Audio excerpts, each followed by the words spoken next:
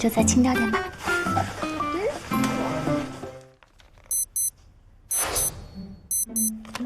晶晶，我们该走了。再等我10分钟，马上好啦。你不化妆就最漂亮了。不可能，我天天在家里做家务，已经都苍老了。每天扫地、拖地、洗碗的难道不是我吗？可是我还要洗菜、做饭、洗衣服、擦灰尘呀。做饭是我们一起。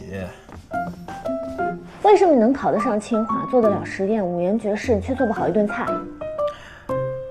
这应该说明做饭是艺术领域的事情，应该你加油啊。那我吃菜叶子也能活，你能吗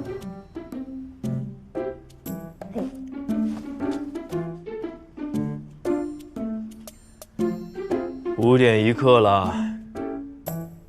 来了。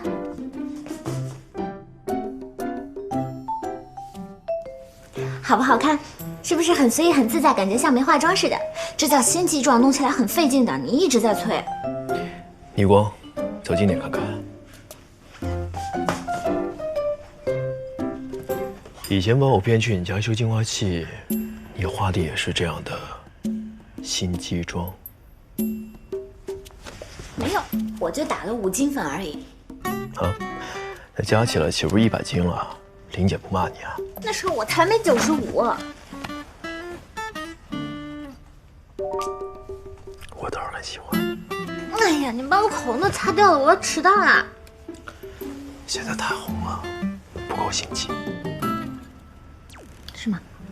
那好吧，那就再轻掉点吧。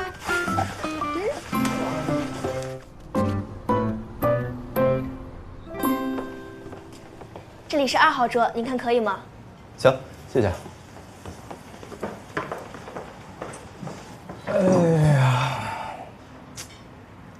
这果然单身狗总是第一个等。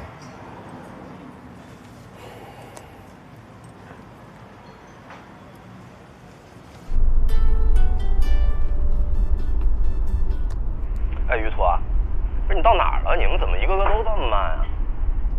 堵车了，估计要晚15分钟吧。啊，那行，不急，你慢慢开。老关也没到呢。